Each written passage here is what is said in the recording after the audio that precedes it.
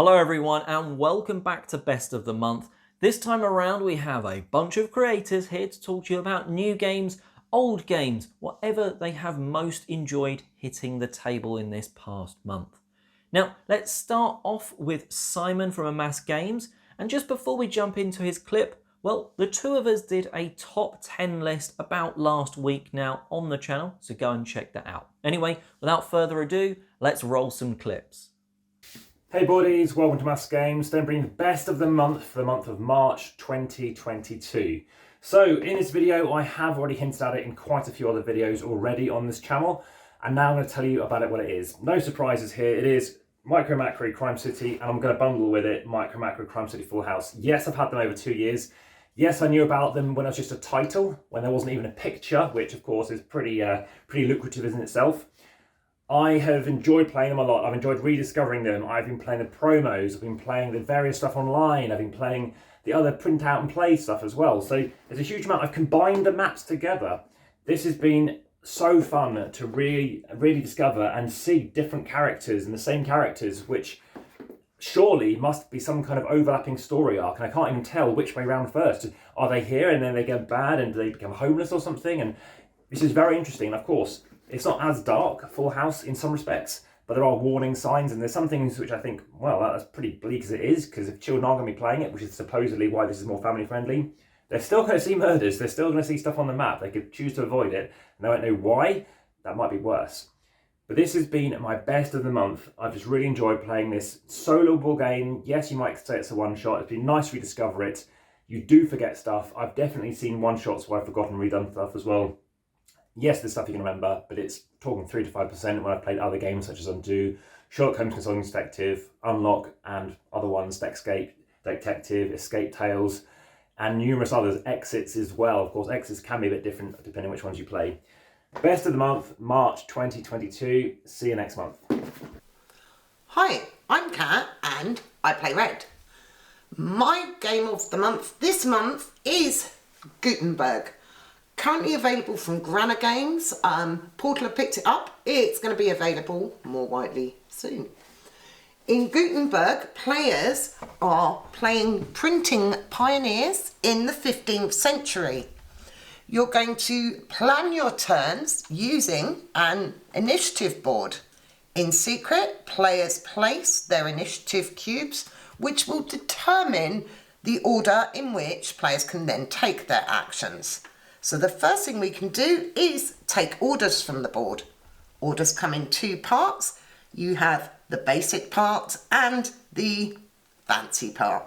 You must complete the basic. You don't have to complete the extra bits. These will give you points, coins, and other rewards. Then you get to take inks from the board. So inks will cost you money and will help you fulfill those orders. Then we have the speciality cards. Taking these will allow you to move up the appropriate tracks on your player board.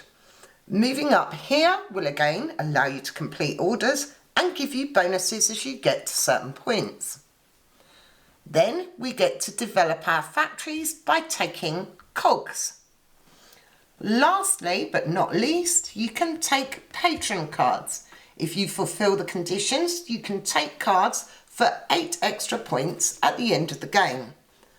The thing that makes this game really special is not only the planning phase, which is done in secret and then revealed simultaneously, and the cog actions.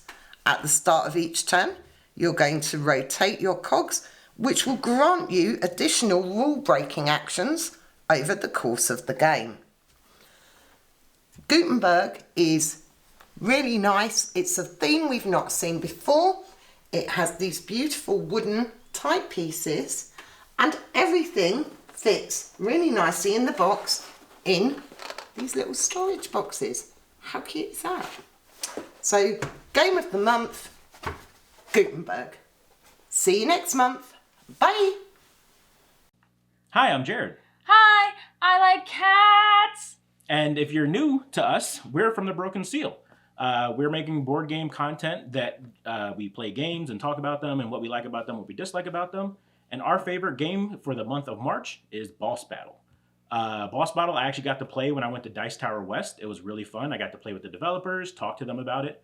Madi got to play it with us when we got back home. What did you think about it?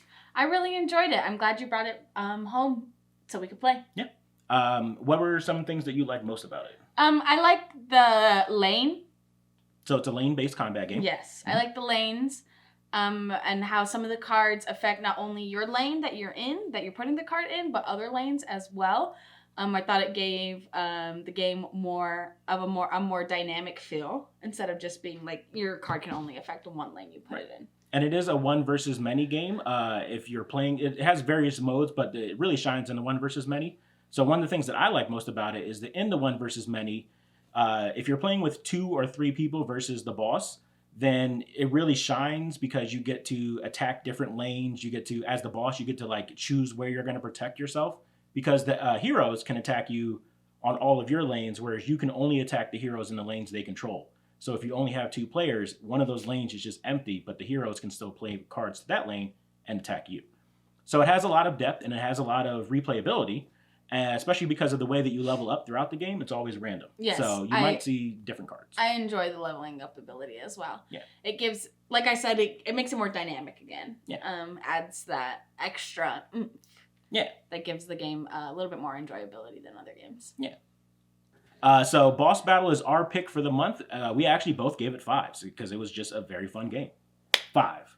Well, the high 5 was off screen. Let's do it like this. 5. That was a horrible. We're bad. 5. We both gave it 5s. We really enjoyed it. Hopefully you all, if you're out there and have it, you enjoy it as well. If not, I recommend picking it up because it's a very fun game. We have our model here showing off the board game. Look at its corners. Look at its colors. It's so great.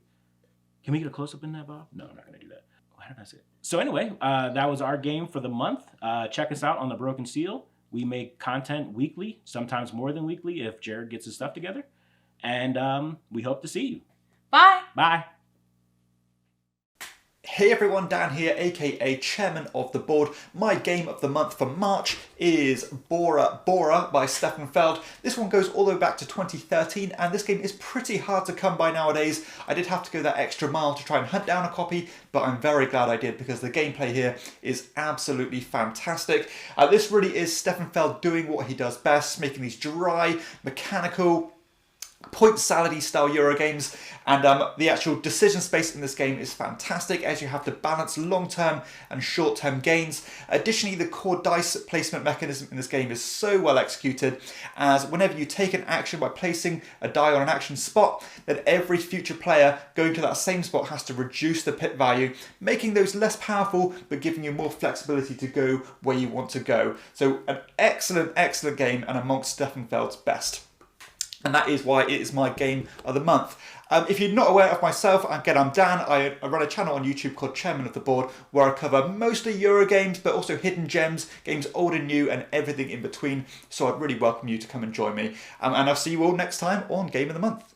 As you may have seen, I did a thank you video on the channel because I was able to get Pitch Car, and it's very quickly become a favourite of mine. It's definitely been one of my most played games in the last month, and it's just pure fun. It takes exactly what you'd think from a race game with dexterity. You're flicking discs around the track, and I'm not going to lie, I've already ordered some expansions because I couldn't not. Now, I'm not saying the base game necessarily instantly needs expansions, but you can do so many awesome tracks with this base game box, which is quite hard to get.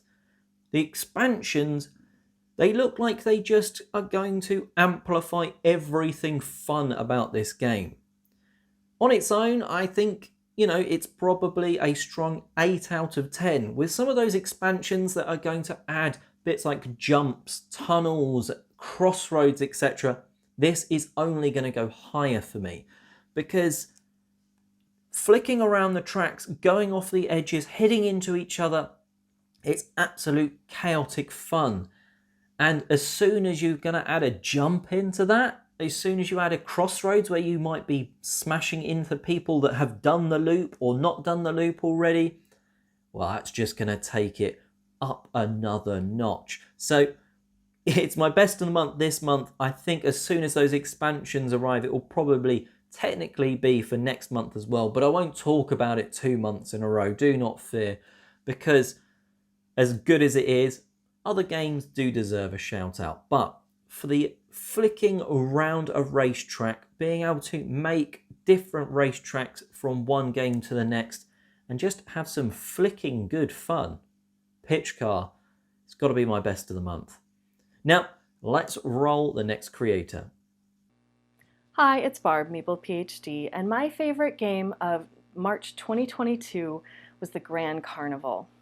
This is a tile placement polyomino type game where you are building up a carnival, having your patrons go and enjoy the various attractions that you've laid out for them, while trying to get them to move on through and up to the big top. This is a game where each player has their own carnival that they're building up. And you start with this 4x4 grid of just blank spaces. And the first thing you have to do is lay down a foundation tile on the blank spaces that will show places where you can build attractions and places where just grass area where your patrons can move through your carnival. So you have to be careful about how you're placing these foundation tiles in order to make the right patterns for the available attractions, but also to allow your patrons to stand next to each of your attractions, because as they move through your park, they will, wherever they stop, they will add a ticket to adjacent attractions. And by the end of the game, if you have an attraction that has no tickets on it, it doesn't score because no one visited it and wasn't very great. I love the art in this game. It hits the perfect length for me as far as time. The theme is one of my favorite themes. I love carnival themes, zoos, and like amusement parks. That's just the right spot for me. I love the puzzliness of this game and that it adds like that extra puzzle to it where you're first doing the foundation tiles and then doing your attractions. And so for me, the Grand Carnival just hits on pretty much every single note, and every time it gets to the table, it is just a delight. So if this sounds at all interesting to you, you might want to go check it out at a friend's house or the Board Game Cafe. If you like board games, clearly you do, and you like science, come visit my channel at Meeple PhD, where I find something cool in astronomy and I connect it to my game shelf. Otherwise, you can find me elsewhere on the internet as Meeple PhD on Instagram and Twitter, and I have a blog at meeplephd.com. We'll see you next month. Hey everybody, here we are back with our best of the month picks for the month of March. And my pick is going to be Demon Worker, which is a worker placement game where you are one of these greater demon lords like this guy right here. And you're hiring different workers to carry out your evil schemes, right? So you start out with these humans right here, and everybody's really like goofy looking, right? The art is really silly. And you're throughout the course of the game, you're hiring other demons, like there's a fanatic you can hire, or this goblin, or I don't know, this orc, or maybe even this cyclops. There's quite a few of them, and you start with a hand of them, and then like you draft a hand of them at the beginning of the game, and then you're hiring them as the game goes on. Over the course of 5 rounds, and then you're sending them out to these different locations to gather resources. And like sacrifices and weapons, and what's the other one? Food, and right? Gems. And gems, like magical gems. So you're using those resources basically to get more resources, and then at the end of the game, after the 5 rounds are done, you have to pay for all of your workers to get their points that are on them, and also pay to try to do these evil schemes, like creating a new ice age, or what is this one? Mass producing some golems, or turning all the oceans into fresh water. So you need a lot of resources at the end of the game, and it can be really tight because everybody's trying to get these resources at the same time. And the more workers that go to the spots, the more expensive it gets for everyone else to go. So it can be super tight, trying to get everything you need for the end of the game to get a good score. It's really hard. We played it at 3 and 4. I feel like 4 maybe was a little easier to get the resources. Yeah. Because there's some extra. Maybe a bit though, because it was still harder with more players. It was, but there's extra like- spots that get Yes. added in a 4-player game. So yeah, maybe 3 is a little bit tighter. But yeah, the Demon Worker was a lot of fun this month. And what was fun for me is Pandemic Legacy, which was a really fun game, and we won twice in a row on the last turn. And I would show some stuff, but that would definitely spoil. Yeah, I can't some do that. things. But it was really fun. It's basically like Pandemic Legacy, but with a few different things. With like the trucks and agents and all that. Yeah, kind of it stuff. adds some elements. It Yeah. takes the structure of Pandemic and adds some extra stuff. Yeah, to it. it does. Yeah. So yeah, we had an amazing time with that because we had a string of losses leading up into February and March. Yeah. And then February and March, yeah, we won in the very last turn possible in the game. Like Yes. completed all the objectives. So that was pretty amazing. Yeah, it was. Yeah. So we've been avoiding the bad stuff so far. So far, but it's we're just gonna win the rest of the time, right? Yeah. Piece of cake, right? I wouldn't assume so, but we can do our best. Yeah, but we're gonna have some horrible losses coming up, I'm sure. So That's true. yeah, that was our best of the month. Thanks for watching and thanks for having us on this show once again. We have a great time doing it. And if you ever want to check out some stuff on our channel, you can do that. There's some stuff to watch. So all right, happy March, everybody, and we'll see you next month. Bye. Hello and welcome to the best of the month. Once again, here with Don't Be Bored, and I'm really excited for this one. This is a game that has been out for quite a while now, but it's one that I've been playing almost non-stop this month, above all other games that we've been playing, and that is Evolution. This is a game by North Star Games in which you are evolving various species in a bid to keep them alive and score points at the end of the game. You do this by collecting cards such as these, which will have a variety of different traits on them that will allow your species to not only evolve but adapt and survive. There is a watering hole, which is a shared resource by players, in which you are collecting food from in order to keep your species sated with their hunger. However, it is not as simple as that. Other species will also be competing for the food, and there'll also be some species that will be preying on these herbivores. It's a really interesting mix of card management and resource management. Your cards are not only going to give you your traits that you can use to help keep your species alive, but they will also serve other purposes, such as adding food to the watering hole, as well as being able to be discarded to either get yourself more species or increase a species' body size and population. The higher your population is, means that you're going to score more points at the end of the game, but you're going to need to be able to keep them well fed. If you can't, you will lose population. You also have to contend with predators as well. Species that you may have or other players will have will be preying on everything else.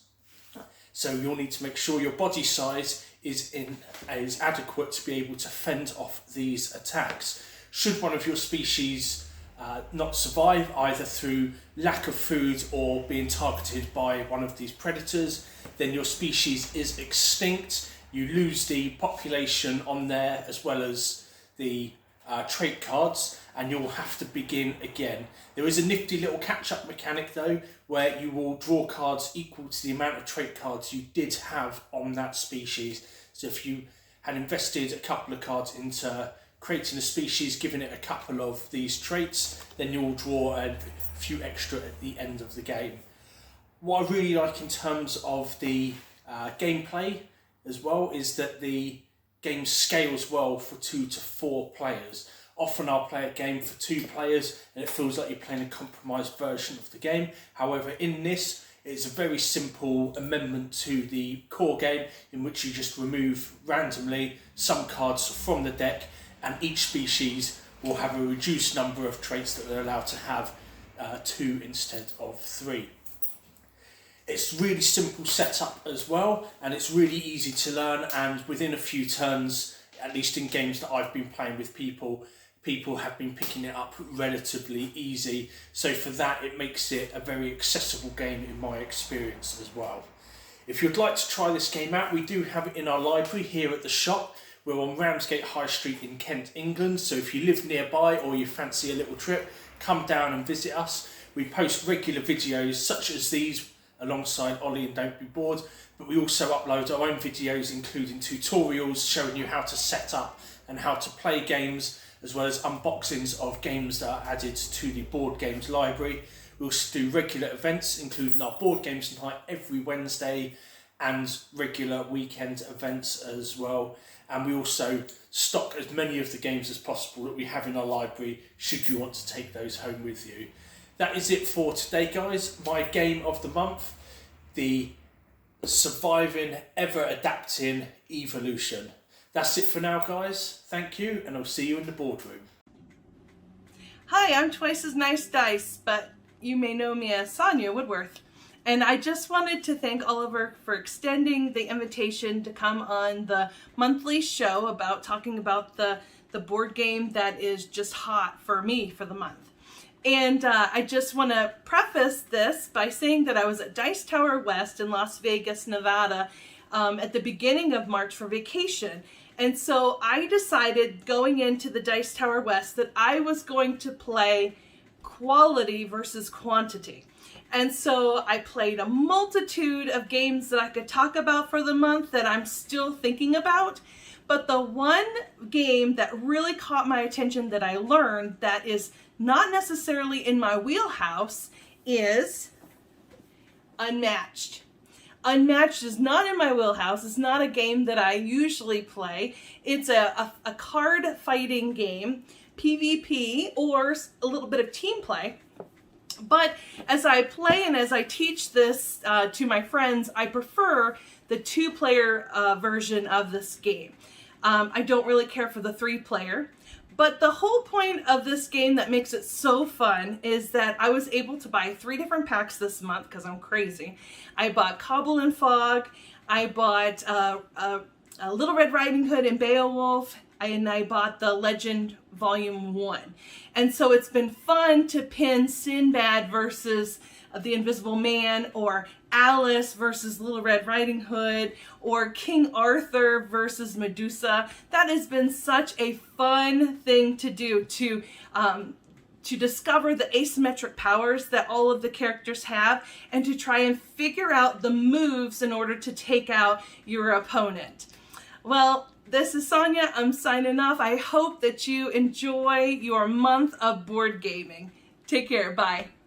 And well, that about wraps us up. I've got to say, Unmatched is a slippery slope because it's absolutely brilliant, but you're going to want every single box that comes out. Certainly I do. Now in the UK, we're not getting quite all of them as quickly, but that doesn't mean I don't want them as quickly, certainly with the Marvel ones coming soon. Anyway, check out all of the creators involved today. Their links will be in the description box below. And until next month, have a great month gaming.